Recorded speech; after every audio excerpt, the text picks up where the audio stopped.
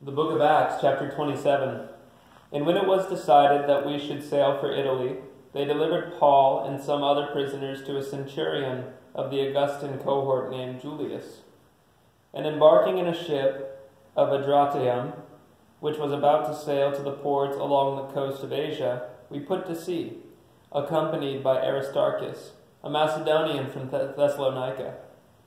The next day we put in at Sidon, and Julius treated Paul kindly and gave him leave to go to his friends and be cared for. And putting out to sea, from there we sailed under the lee of Cyprus, because the winds were against us. And when we had sailed across the open sea along the coast of Cilicia and Pamphylia, we came to Myra and Lycia. There the centurion found a ship of Alexandria sailing for Italy and put us on board. We sailed slowly for a number of days and arrived with difficulty off Cnidus. And as the wind did not allow us to go further, we sailed under the lee of Crete off Salmone. Coasting along it with difficulty, we came to a place called Fair Havens, near which was the city of Lasea. Since much time had passed, and the voyage was now dangerous because even the fast was already over, Paul advised them, saying, "Sirs, I perceive that the voyage will be with injury and much loss, not only of the cargo and the ship, but also of our lives." But the centurion paid more attention to the pilot and to the owner of the ship than to what Paul said.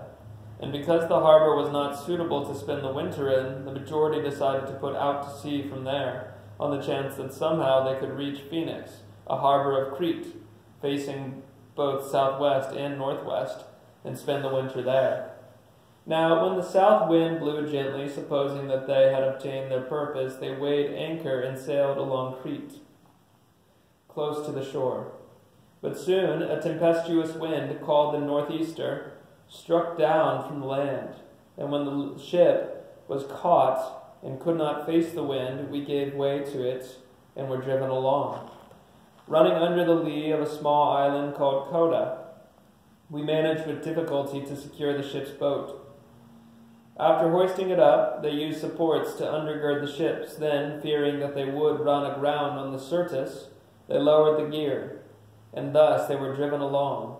Since we were violently storm-tossed, they began the next day to jettison the cargo, and on the third day they threw the ship's tackle overboard with their own hands.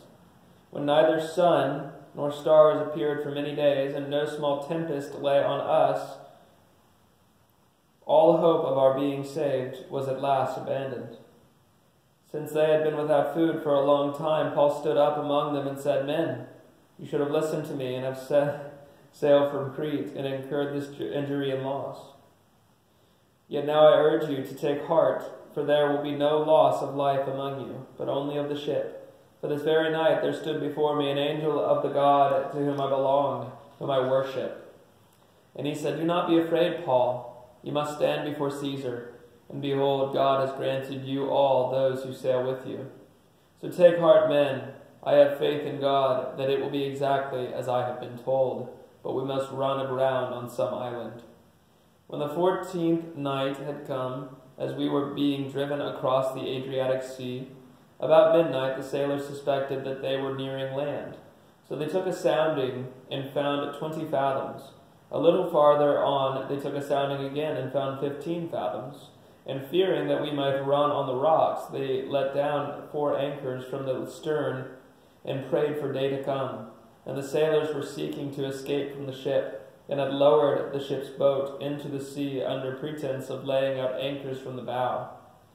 Paul said to the centurion and the soldiers, "Unless these men stay in the ship, you cannot be saved." Then the soldiers cut away the ropes of the ship's boat and let it go. As day was about to dawn, Paul urged them all to take some food, saying, "Today is the 14th day, and you have continued in suspense and without food, having taken nothing. Therefore I urge you to take some food, for it will give you strength, and not a hair is to perish from the head of any of you."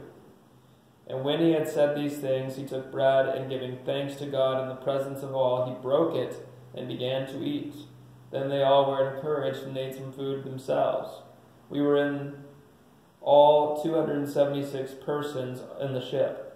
And when they had eaten enough, they lightened the ship, throwing out the wheat into the sea. Now when it was day, they did not recognize the land, but they noticed a bay with a beach, on which they planned, if possible, to run the ship ashore. If they cast off the anchors and left them in the sea, at the same time loosening the ropes that tied the rudders, then hoisting the foresail to the wind, they made for the beach. But striking a reef, they ran the vessel aground, the bow struck and remained immovable, and the stern was being broken up by the surf. The soldiers' plan was to kill the prisoners, lest any should swim away and escape. But the centurion, wishing to save Paul, kept them from carrying out their plan. He ordered those who could swim to jump overboard first and make for the land, and the rest on planks or on pieces of the ship. And so it was that all were brought safely to land.